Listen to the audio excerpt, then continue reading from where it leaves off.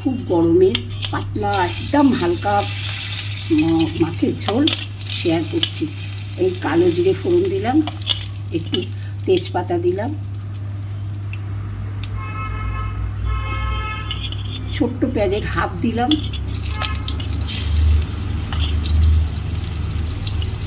Tomato দিলাম, কাঁচা লঙ্কা দিলাম, নুন হলুদ দিচ্ছি,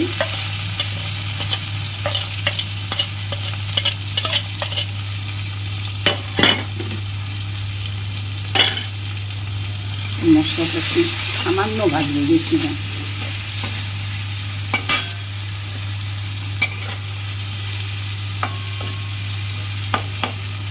আজকে সব অল্প হালকা হালকা ভাজবো। পেঁপে দিচ্ছি,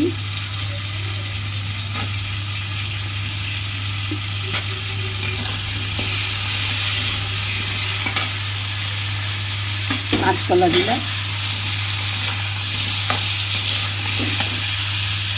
একটু আলু দিলাম,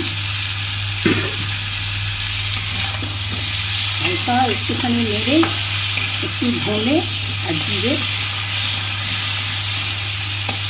1 চামচ করে দিয়ে দেবো।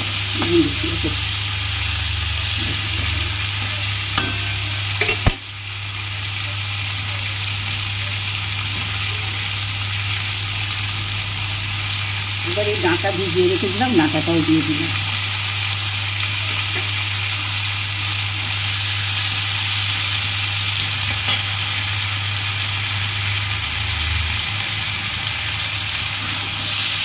এই মাছের ঝোলটার একটা বৈশিষ্ট্য হলো, এটা আমি কিছুতেই ভাজবো না, বেশি এরকমই থাকবে, এরকমই থাকবে। এবার একটু ধনে জিরে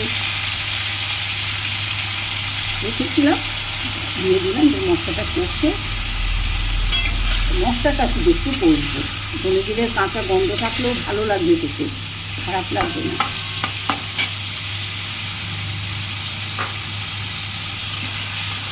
হয়ে গেলে আবার আসছি, গরম জলটা দিয়ে দিচ্ছি।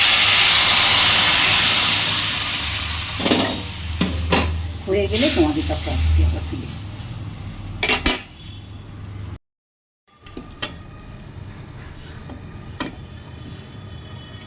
মাছের ঝোলটা এবার নামিয়ে নিচ্ছি।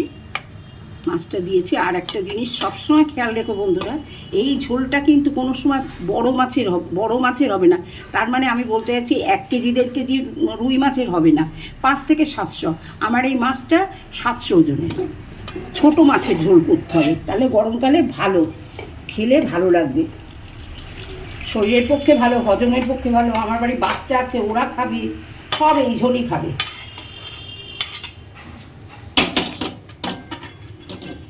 আর একটু ডাঁটা দিয়েছি, এটা সজনে ডাঁটা না, এটা নজনের ডাঁটা।